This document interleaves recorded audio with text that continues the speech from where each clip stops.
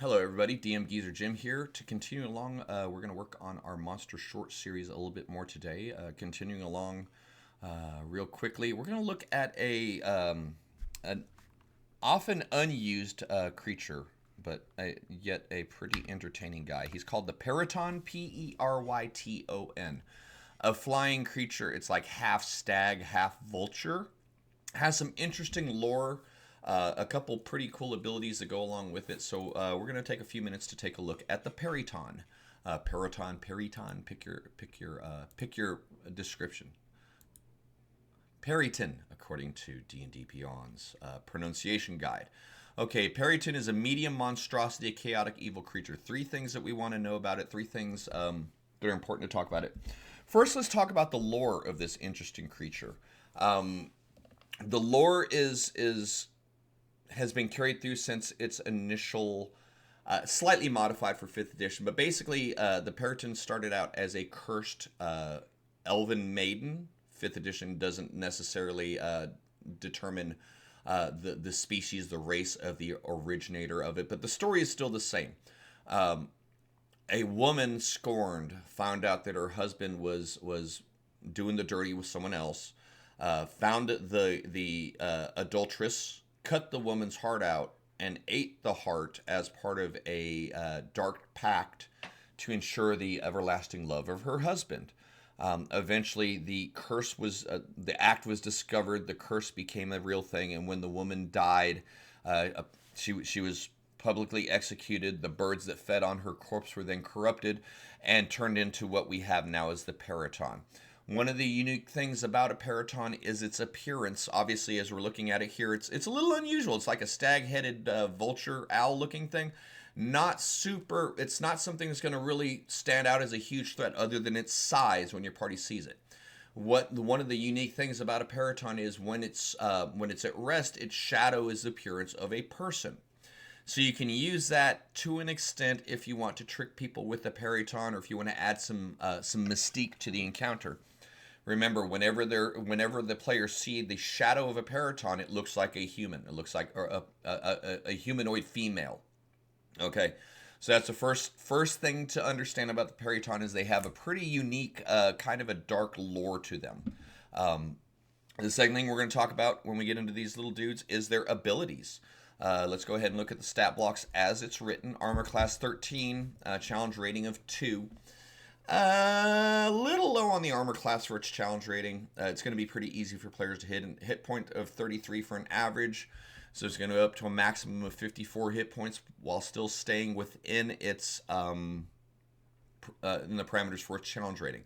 Most important thing that I think, a couple things to keep in mind when you're looking at this thing in regards to rule number 2, how to use it in a fight, or the second thing we're talking about, how to use it in a fight, is its speed and its flyby abilities, okay? 3 things that work in conjunction with each other. Okay, well, one of the things, as an aside, it's got some pretty good defenses in the fact that it's resistant to non-magical weapon attacks. So most of your lower level parties are going to have a little bit of a struggle landing a hit on this. It's going to, resistance means they're going to do partial damage to it. Got a pretty good passive perception. It's got advantage on its perception for sight or smell. Stealth people, if they're hiding behind a bush, that's fine because I can still smell them. Invisible people still give off an odor. So your Peryton's going to at least have advantage, if not advantage, at least neutral, negating disadvantage on any of its perception checks when looking for the party. Okay? Couple things in regards to its combat abilities. Number 1 is its dive action. Number 2 is its flyby. Dive action means if it's flying at least 30 feet straight towards a target and then hits it with an attack, it's going to deal an extra 2d8 damage on the attack, okay? It's got 2 attacks. It's got a gore and a talon attack. So you'll be able to apply extra damage to one of those. Always remember, with flying creatures, vertical distance is also distance. If he's flying 30 feet in the air and the target's on the ground, the flyer has to descend 30 feet to get to our target, okay? That can be a 30-foot straight line in a dive to move forward 30 feet to hit your target. It could be a 50-foot gradient if you're using Pythagorean theorem, but never, as a dungeon master, you got to be aware of your verticality when you're using flying creatures. They have a flying speed of 60. That's a lot of movement, but if they start 100 feet in the air, they're going to come down 40 feet and get shot at. Or you'll make them dash and they'll come all the way down to the surface and have no extra attack. So verticality is a thing with flight.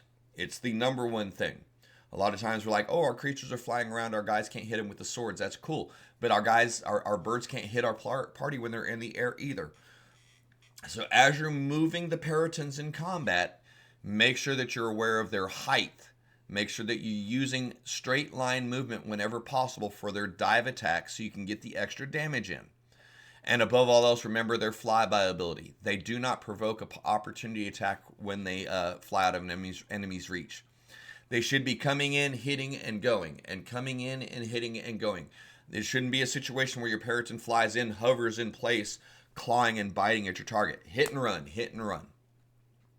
Perytons, so from the combat tactics standpoint, number 2, remember their mobility.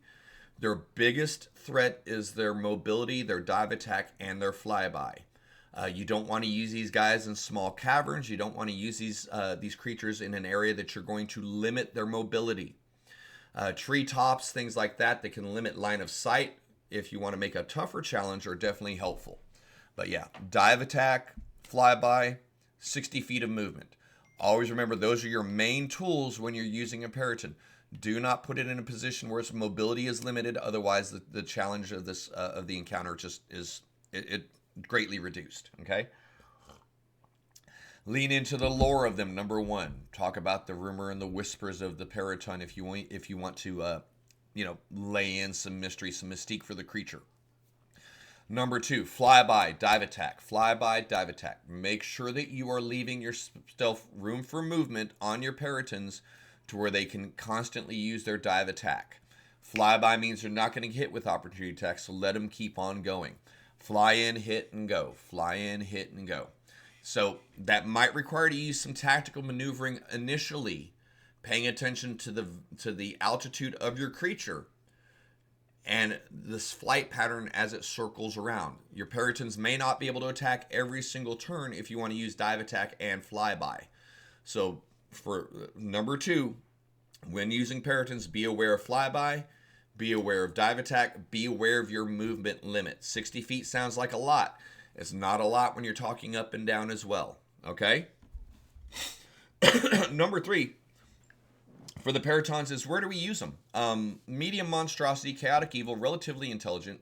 They understand Common and Elvish, but they don't necessarily speak any of the languages. So this big old honking bird, it can fit in surprisingly in many, many situations. It's not necessarily limited in regards to its climate, as far as it can't live in the desert, it can't live in the cold. It can live wherever you need it to live. The one thing you have to remember, though, is it feeds on humanoid hearts, and it depends on humanoid hearts for its reproductive cycle. A female has to consume a heart, freshly removed heart from a victim, in order to lay eggs. Okay, so your Perytons are always going to be in proximity of civilization. They prefer, they'll eat a cow, they'll eat a deer, but their number 1 preferred meal is humans and elves. The only way they can reproduce is by consuming humans and elves, their hearts specifically. So your Perytons are going to be a consistent, placeable threat near a settlement, near a community. Now, in regards to gameplay mechanics, I wouldn't necessarily put this big old nest of these suckers near Waterdeep. They're not going to last long. The Griffin Riders of Waterdeep will fly out, kill them, and knock them down. So this is more of a outstanding threat to a small farming community, to a more rural area, hunter-gatherers, tribe type of a thing. So using Perytons, they can be certainly used as random monsters, something that your party runs into while they're going on a wilderness trek of some sort, or they can be used as destination monsters. Perytons are pretty thick. Armor class of 13, hit points of 33 on an average. They're going to eat your average town guard for lunch.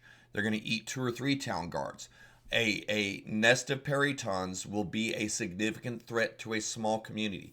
They can be used as a low-tier destination adventure, meaning at level 2, level 3, your party has to go out and hunt down this nest as part of their adventure.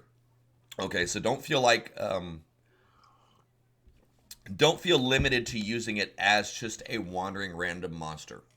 The fact of its biology is actually going to force you to, um, yeah, it's going to make you place it near a settlement. It's going to be a constant threat to the people around it, and by proxy, your party will be aware of the presence of Peryton through word of mouth.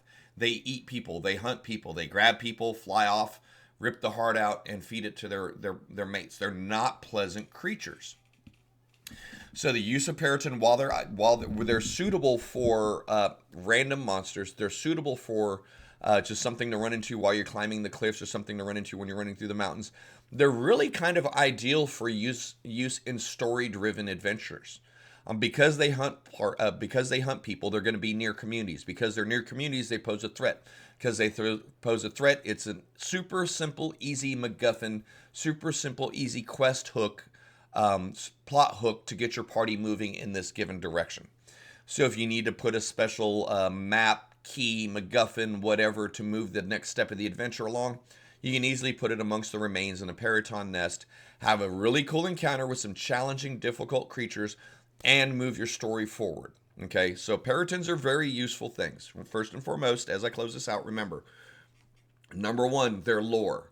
Creatures of cursed blood, creatures of fallen, of an adulteress destroyed by the scorned woman who ate her heart and was then cursed, and then her curse lives on in the race of the Perytons. There's some fun, unique story there. You can lean into that if you want.